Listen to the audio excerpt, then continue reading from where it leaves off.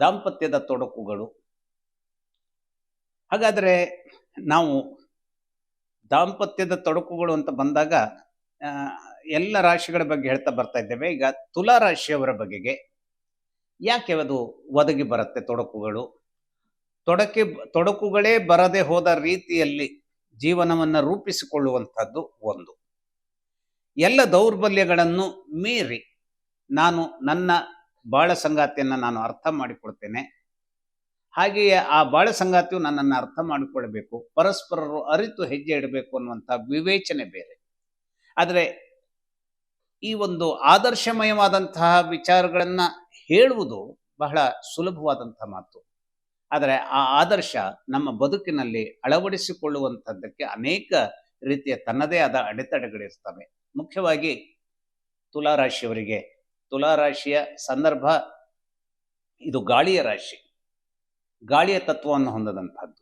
ಹಾಗಾಗಿ ಈ ತುಲಾರಾಶಿಯನ್ನ ಸಾಂಕೇತಿಸುವಂತಹ ಒಂದು ತಕ್ಕಡಿ ಏನಿದೆ, ಅದು ಈ ರಾಶಿ ಗಾಳಿಗೆ ಸಂಬಂಧಿಸಿದ ಗಾಳಿಯ ತತ್ವವನ್ನು ಹೊಂದಿದಂತಹ ಕಾರಣಕ್ಕಾಗಿ ಅದು ಮೇಲೆ ಕೆಳಗೆ ಹೀಗೆ ತೂಗಾಡ್ತದೋ, ಅಥವಾ ಬದುಕಿನ ಸಂದರ್ಭವನ್ನ ಅನೇಕ ನೆಲೆಯಲ್ಲಿ ಅಂಡರ್ಸ್ಟ್ಯಾಂಡ್ ಮಾಡ್ಕೊಳ್ಳೋದಕ್ಕಾಗಿ ಇದು ಹೀಗೆ ಇದು ಹೀಗೆ ಇದು ಹೀಗೆ ಅಂತ ಅದು ಓಲಾಡ್ತಾ ಇರ್ತದೋ, ಇದನ್ನ ನಾವು ಅನೇಕ ರೀತಿಯಲ್ಲಿ ಅರ್ಥೈಸಬಹುದು.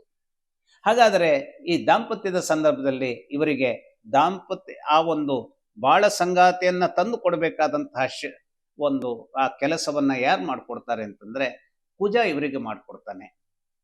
ಆದರೆ ಕುಜ ಏನಾಗಿರ್ತಾನೆ, ಈ ಶುಕ್ರನ ಯಜಮಾನತ್ವಕ್ಕೆ ಸಂಬಂಧಿಸಿದಂತಹ ತುಲಾ ರಾಶಿ ಯಾವತ್ತೂ ಕೂಡ ಈ ಶುಕ್ರ ಮತ್ತು ಮಂಗಳರು ಪರಸ್ಪರವಾದಂತಹ ಒಂದು ಹಾರ್ದಿಕತೆಯನ್ನ ಎಂದೂ ತಮ್ಮ ಹೃದಯದಲ್ಲಿ ಹೊಂದಿರೋದಿಲ್ಲ.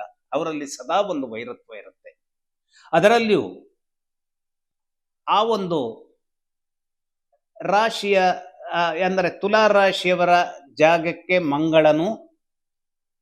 ಮಂಗಳನ ಸ್ಥಳವಾದಂತಹ ಮೇಷಕ್ಕೆ ಶುಕ್ರನೂ ಹೋಗ್ಬಿಟ್ರೆ, ಅಂದ್ರೆ ಇದು ಪರಿವರ್ತನ ಯೋಗ ಅಂತ ಹೇಳ್ತಾರೆ. ಯಾವುದೇ ಒಂದು ಸಂದರ್ಭದಲ್ಲೂ ಪರಿವರ್ತನ ಯೋಗ ಅಂದ್ರೆ ಏನು? ಒಂದು ರಾಶಿಯ ಯಜಮಾನನ ಮನೆಯಲ್ಲಿ, ಈಗ ಸಿಂಹರಾಶಿಯ ಮನೆಯ ಯಜಮಾನ ಸೂರ್ಯನ ಜಾಗದಲ್ಲಿ ತುಲಾ ರಾಶಿಯ ಮನೆಯ ಯಜಮಾನಾದಂತಹ ಶುಕ್ರ ಇದ್ರೆ, ಹಾಗೆ ಶುಕ್ರನ ಯಜಮಾನತ್ವದ ತುಲಾ ರಾಶಿಯಲ್ಲಿ ಸೂರ್ಯ ಬಂದಿದ್ರೆ, ಇದು ಸೂರ್ಯ ಮತ್ತು ಶುಕ್ರರ ನಡುವೆ ನಡೆದಂತಹ ಪರಿವರ್ತನ ಯೋಗ. ಈ ಪರಿವರ್ತನ ಯೋಗ ಯಾವಾಗಲೂ ಒಳ್ಳೆಯದಾಗುವಂತಹದ್ದು ಯಾವಾಗ ಅಂತಂದ್ರೆ, ಅವರಿಬ್ಬರೂ ಕೂಡ ಈ ಯಾರಲ್ಲಿ ಪರಿವರ್ತನೆ ಆಗಿದೆಯೋ ಅವರಿಬ್ಬರು ಪರಸ್ಪರರಲ್ಲಿ ಒಂದು ರೀತಿಯ ಅನ್ಯೋನ್ಯತೆಯನ್ನ ಪಡೆದಂತಹ ಒಂದು ಚೈತನ್ಯವನ್ನ ಮೂಲಭೂತವಾಗಿ ನೈಸರ್ಗಿಕವಾಗಿ ಹೊಂದಿದವರು ಅಂತಾದ್ರೆ ಆ ಪರಿವರ್ತನೆಯಿಂದ ಒಳ್ಳೆಯ ಯೋಗ ನಮಗೆ ಒದಗಿ ಬರುತ್ತೆ.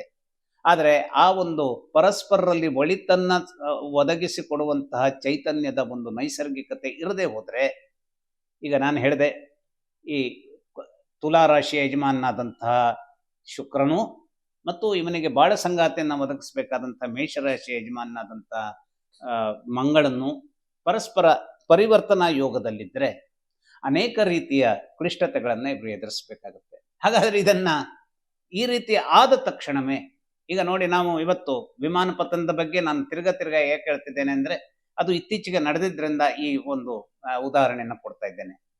2 ಇಂಜಿನ್ಗಳಿರ್ತವೆ, ಏಕಕಾಲದಲ್ಲಿ 2 ಇಂಜಿನ್ಗಳು ಏನಾಗುತ್ತೆ, ವಿಫಲ ಆಗಿಬಿಟ್ರೆ ಬಹಳ ಕಷ್ಟ. ಅದು ಇಟ್ ಲೀಡ್ಸ್ ಟು ಆಕ್ಸಿಡೆಂಟ್. ಅದು ಬಹಳ ದಾರುಣವಾಗಿರುತ್ತೆ. ಅಂಥದ್ದೇನೋ ನಡೆದಿರಬಹುದು ಅಂತದ್ದು ಇತ್ತೀಚಿನ ಈ ವಿಮಾನ ಪತನದ ಸಂದರ್ಭದಲ್ಲಿ ತಜ್ಞರು ಊಹಿಸ್ತಿರುವಂತಹ ಕಾರಣಗಳಿರ್ತವೆ. ಹಾಗೆಯೇ ಈ ಒಂದು ಸಂದರ್ಭದಲ್ಲಿ ಈ 2 ಗ್ರಹಗಳು ತಮ್ಮಲ್ಲಿ ಸಂಯೋಜನೆಯ ಮೂಲಕವಾಗಿ, ಕೆಮಿಸ್ಟ್ರಿ ಮೂಲಕವಾಗಿ ಹೊಂದಿಕೊಳ್ಳುವಂತಹದ್ದು ಅಲ್ಲದೆ ಹೋದ್ರೂ ಕೂಡ ಯಾವುದೋ ಒಂದು ಕಾರಣಕ್ಕಾಗಿ ಅವರಿಬ್ಬರು ಯಾವುದೋ ಒಂದು ರೀತಿಯ ಶಕ್ತಿಯನ್ನ ಪಡೆದುಕೊಂಡಿದ್ದಾರೆ ಅಂತಾದ್ರೆ, ಬೇರೆ ಕಾರಣಗಳಿಗಾಗಿ, ಆಗ ದಾಂಪತ್ಯದ ಅನ್ಯೋನ್ಯತೆ ಒದಗಿ ಬರೋದಕ್ಕೆ ಈ ರಾಶಿಯವರಿಗೆ ಸಾಧ್ಯತೆ ಇರುತ್ತೆ. ಈಗ ಮಂಗಳನಿಗೆ ಚಂದ್ರನ ಮೂಲಕವಾದಂತಹ ಯಾವುದೋ ಒಂದು ಚೈತನ್ಯ ಸಿಕ್ಕಿದೆ ಅಂತಾದ್ರೆ, ಶುಕ್ರನಿಗೆ ಬುಧನ ಮೂಲಕವಾದ ಯಾವುದೋ ಒಂದು ಚೈತನ್ಯ ಸಿಕ್ಕಿದೆ ಅಂತಾದ್ರೆ, ಈ ರಾಶಿಯ ಜನರಿಗೆ ಏನಾಗುತ್ತೆ, ಒಂದು ರೀತಿಯ ದಾಂಪತ್ಯದಲ್ಲಿಯೂ ಒಂದು ಸುಹಾಸಕರತೆಯನ್ನು ನಿರ್ಮಾಣ ಮಾಡಿಕೊಳ್ಬಹುದಾದಂತಹ ವಿಚಾರ ಇವರಿಗೆ ಬಹಳ ಬೇಗನೆ ಒದಗಿ ಬರಲಿಕ್ಕೆ ಸಹಾಯವಾಗುತ್ತೆ. ಆದರೆ ವಿಶೇಷವಾಗಿ ಯಾವ ಸಂದರ್ಭದಲ್ಲಿ ತೊಂದರೆಗೆ ಬರುತ್ತೆ ಅಂತಂದ್ರೆ, ಈ ಶನಿ ಕಾಟಗಳು ಬಂದಾಗ. ಶನೈಶ್ಚರ ಇನ್ಫ್ಯಾಕ್ಟ್ ಶುಕ್ರನ ಬಹಳ ಆತ್ಮೀಯನಾದಂತಹ ದೋಸ್ತ. ಶುಕ್ರನ ಸಂದರ್ಭದಲ್ಲಿ ಕೆಟ್ಟದ್ದನ್ನ ಮಾಡೋದಕ್ಕೆ ಅವನಿಗೆ ಅವನಿಗೇನಾಗಿರೋದಿಲ್ಲ. ಅಂತರಂಗದ ಒಂದು ಪ್ರಜ್ಞೆ ಯಾವತ್ತೂ ಶುಕ್ರನ ಜೊತೆ ನಾನು ವೈರತ್ವದಲ್ಲಿ ಇರಬೇಕು ಅನ್ನುವಂಥದ್ದನ್ನ ಹೊಂದಿರೋದಿಲ್ಲ. ಆದರೆ ಇದೇ ಒಂದು ಶನೈಶ್ಚರ ಮಂಗಳನ ಜೊತೆ ಮಾತ್ರ ದೊಡ್ಡ ರೀತಿಯ ವೈರತ್ವವನ್ನ, ಅದು ಯಾವುದೇ ಸ್ವರೂಪದಲ್ಲಿರಲಿ, ಜಾತಕದಲ್ಲಿ ಮಂಗಳ ಮತ್ತು ಶನೈಶ್ಚರರ ಹೊಂದಾಣಿಕೆ ಯಾವತ್ತೂ ಕೂಡ ಸರಿಯಾಗಿ ಯಾರ ಜಾತಕದಲ್ಲಿಯೂ, ಇದು ಇಂಥವರ ನಿರ್ದಿಷ್ಟವಾದಂಥ ಇಂಥವರದ್ದೇ ಜಾತಕ ಅನ್ನುವಂಥದ್ದಲ್ಲ, ಯಾರದೇ ಜಾತಕದಲ್ಲಾದರೂ ಅದು ಹೊಂದಾಣಿಕೆ ಸರಿಬಾರದ ಹೊಂದಾಣಿಕೆ ಆಗಿರುತ್ತೆ. ಹಾಗೆಯೇ ಚಂದ್ರನ ಜೊತೆಗಿನ ಶನೈಶ್ಚರನ ಜೊತೆಗಿನ ಹೊಂದಾಣಿಕೆಯೂ ಕೂಡ ಆ ಹೊಂದಾಣಿಕೆ ವಿಪರೀತವಾದಂತಹ ಘಟ್ಟವನ್ನು ತಲುಪೋದು ಯಾವಾಗ ಅಂತಂದ್ರೆ ಶನಿ ಕಾಟಗಳು ಬಂದಾಗ, 7.5 ಕಾಟವೋ ಅಥವಾ ಪಂಚಮಿ ಶನಿ ಕಾಟನೋ ಅಥವಾ ಅಷ್ಟಮಿ ಶನಿ ಕಾಟಗಳು ಬಂದಾಗ, ಅಂತಹ ಸಂದರ್ಭಗಳಲ್ಲಿ ಏನಾಗುತ್ತೆ, ದಾಂಪತ್ಯದಲ್ಲಿ ಬಿರುಕು ಮೂಡುವಂತಹದ್ದಕ್ಕೆ ಅವಕಾಶಗಳು ಬಂದ್ಬಿಡ್ಬಹುದು. ಅಂದ್ರೆ ಗಂಡ ಹೆಂಡಿರ ಜಗಳ ಉಂಡು ಮಲಗುವ ತನಕ ಅನ್ನುವಂತಹ ಒಂದು ಗಾದೆಯ ಮಾತು ನಮ್ಮಲ್ಲಿ ಇದ್ರೂ ಕೂಡ ಆ ಜಗಳ ಅನ್ನುವಂಥದ್ದು ಪದೇ ಪದೇ ಆಗುವಂತಹದ್ದಕ್ಕೆ ಅದು ಮುಂದುವರಿಬಾರ್ದು.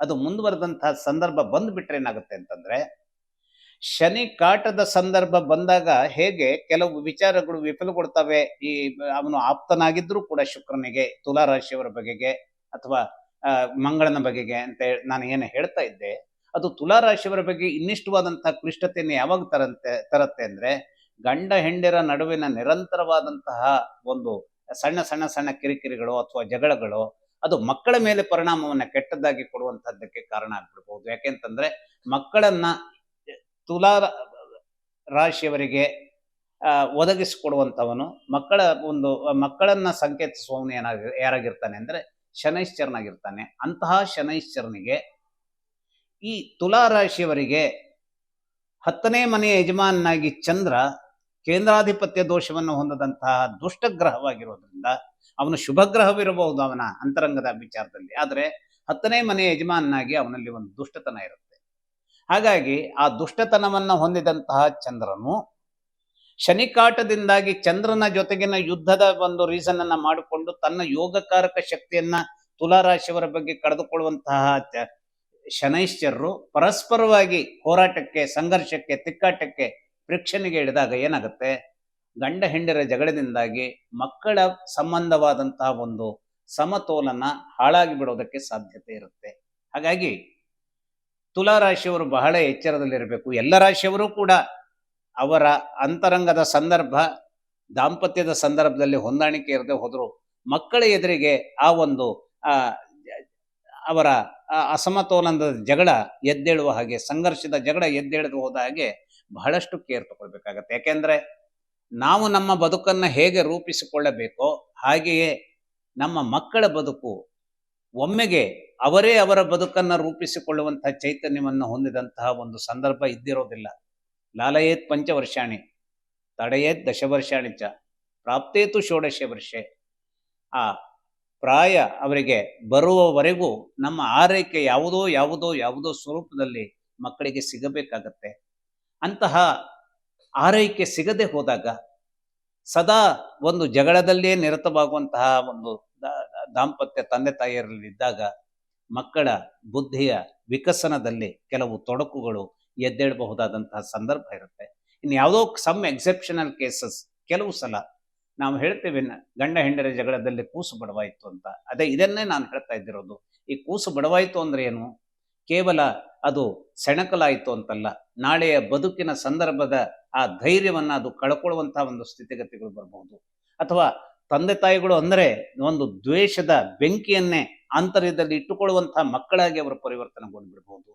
ಅಥವಾ ಯಾವುದನ್ನೂ ಸಾಧಿಸಲಿಕ್ಕೆ ಆಗದೆ ಹೋದಂತಹ ಒಂದು ದೌರ್ಬಲ್ಯವನ್ನ ಸಂಪೂರ್ಣವಾಗಿ ಪಡೆದು ಬಿಡಬಹುದಾದಂತಹ ಆ ಒಂದು ಏನು ದುರ್ಭರ ಸ್ಥಿತಿಯನ್ನ ಅವರು ಪಡೆದು ಬಿಡಬಹುದು. ಹಾಗಾಗಿ ಗಂಡ ಹೆಂಡರು ಬಹಳ ಎಚ್ಚರದಿಂದ, ಹೌದು ನಮ್ಮ ಜೀವನದ ಒಂದು ಸೌಖ್ಯ, ನಾವು ಮಕ್ಕಳ ಬಗೆಗಾಗಿ ನಾವು ಜಗಳಾಡದೆ ಇರಬೇಕೆ, ನಮ್ಮಲ್ಲಿ ಇಂತಹ ಒಂದು ವಿಚಾರವನ್ನ ಗಂಡ ಮಾಡ್ತಾ ಇದ್ದಾನೆ ಅಥವಾ ಇಂತಹ ವಿಚಾರವನ್ನ ಹೆಂಡತಿ ಮಾಡ್ತಿರುವಾಗ ನಾ ಸುಮ್ಮನೆ ಇರಬೇಕೆ ಅಂತ ಕೇಳುವಂಥ ನಿಮ್ಮ ಪ್ರಶ್ನೆಗಳನ್ನ ಅದು ಅಲ್ಲ ಅಂತ ನಾವು ಹೇಳಲಿಕ್ಕೆ ಆಗೋದಿಲ್ಲ. ಆದರೆ ನಾವು ಯಾವುದೋ ಕಾರಣಗಳಿಂದ ಕೆಲವೊಂದು ಸಲ ಏನಾಗುತ್ತೆ, ಕೆಲವೊಂದನ್ನ ಕಂಡು ನಾವು ಕಾಣದಂತೆ ಇರಬೇಕಾದಂತಹ ಒಂದು ಸಂಪೂರ್ಣವಾದಂತಹ ಒಂದು, ನಾವು ಇವತ್ತು ಏನು ಹೇಳ್ತೇವೆ, ಆ, ಆ, ಯೋಗೀಶ್ವರ ತತ್ವವನ್ನ, ಅಂದರೆ ನಮ್ಮ ನೋವಿರಲಿ ಅಥವಾ ದುಃಖವಿರಲಿ, ಸೋಲಿರಲಿ ಅಥವಾ ಗೆಲುವಿರಲಿ, ಅದನ್ನ ಎಲ್ಲವನ್ನು ಸಮಚಿತ್ತದಿಂದ ಸ್ವೀಕರಿಸುವಂತ ಒಂದು ಯೋಗೀಶ್ವರ ತತ್ವವನ್ನು ಮಕ್ಕಳ ಬಗೆಗಾಗಿ ಗಂಡ ಹೆಂಡರು ಸಾಧಿಸ್ಕೊಳ್ಬೇಕಾದಂತಹದ್ದು ಅನಿವಾರ್ಯ ಇರುತ್ತೆ.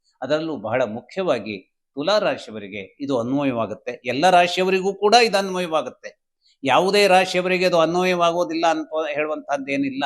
ಆದ್ರೆ ತುಲಾ ರಾಶಿಯವರು ಬಹಳ ಹೆಚ್ಚಿನ ಜಾಗ್ರತೆಯಿಂದ ಇದನ್ನ ಮನದಟ್ಟು ಮಾಡ್ಕೊಳ್ಬೇಕಾಗತ್ತೆ. ಯಾಕೆಂತಂದ್ರೆ ಈ ಯಾವಾಗ ದಾಂಪತ್ಯದ ಸಂದರ್ಭ ಕುಜ ಮತ್ತು ಶುಕ್ರರ ನಡುವೆ ಏರ್ಪಡಬೇಕಾದ ಒಂದು ಸಾಂಗತ್ಯದಿಂದ ನೆರವೇರುವಂತಹದ್ದು ಅದು ವಿಷಮಗೊಳ್ಳುವಂತಹ ಮತ್ತು ಶಿಥಿಲಗೊಳ್ಳುವಂತಹ ಅವಸ್ಥೆ ತಲುಪ್ತದೋ, ಆಗ ಬಹಳಷ್ಟು ರೀತಿಯಲ್ಲಿ ಅದು ವಿವಿಧವಾದಂತಹ ರೀತಿಯ ಏನು ಒಡಿತಲ್ಲದ ದಿಕ್ಕುಗಡತ್ತ ತನ್ನ ದಾರಿಯನ್ನ ಅದು ಅರಸೋದಕ್ಕೆ ಶುರು ಮಾಡಿಬಿಡಬಹುದು. ಅಥವಾ ಆ ದಾಂಪತ್ಯದ ಬಿರುಕೆ ತಮ್ಮದಲ್ಲದ ದಾರಿಯನ್ನ ತುಳಿಯುವುದರ ಮೂಲಕವಾಗಿ ಅದು ಒದಗಿ ಬಂದ್ಬಿಡ್ಬಹುದು. ಯಾಕೆಂದ್ರೆ ಈ ಹೆಣ್ಣು ಮತ್ತು ಗಂಡಿನ ಸಂದರ್ಭದಲ್ಲಿ ಈ ಮಂಗಳ ಮತ್ತು ಶುಕ್ರರ ಪಾತ್ರ ಬಹುದೊಡ್ಡದಿರುತ್ತೆ. ಉಳಿದ ಗ್ರಹಗಳ ಪಾತ್ರ ಇರೋದಿಲ್ಲ ಅಂತಲ್ಲ, ಅದು ಕೂಡ ದೊಡ್ಡದೇ ಇರುತ್ತೆ. ಆದರೆ ಶುಕ್ರ ಮತ್ತು ಮಂಗಳರ ಪಾತ್ರ ಎಲ್ಲರ ಜೀವನದಲ್ಲಿಯೂ ಕೂಡ ದಾಂಪತ್ಯದ ಸಂದರ್ಭ ಬಂದಾಗ ಒಂದಲ್ಲ ಒಂದು ರೀತಿಯಲ್ಲಿ ತನ್ನದೇ ಆದಂತಹ ಸಂವೇದನೆಯನ್ನ ಅದು ಕೊಡುತ್ತೆ ಮತ್ತು ಸಕಾರಾತ್ಮಕವಾದದ್ದು ಅಥವಾ ನಕಾರಾತ್ಮಕವಾದಂತಹ ಘಟಕಗಳನ್ನ ಅದು ನಿರ್ಮಾಣ ಮಾಡುತ್ತೆ. ಈ ಎಲ್ಲ ವಿಚಾರವನ್ನ ಯೋಚಿಸಿಕೊಂಡು ಜೀವನದಲ್ಲಿ ಅರಿತು ಬಾಳುವಂತಹ ಒಂದು ವಿಚಾರಕ್ಕೆ ಇಬ್ಬರೂ ಜೋಡಿಸಬೇಕಾದಂತಹದ್ದು ಅನಿವಾರ್ಯತೆ ಇದೆ. ಆ ಅನಿವಾರ್ಯತೆಯನ್ನ ಕಾಪಾಡಿಕೊಂಡಾಗ ಒಳಿತಾಗತ್ತೆ. ಶುಭವಾಗಲಿ. ನಮಸ್ಕಾರ.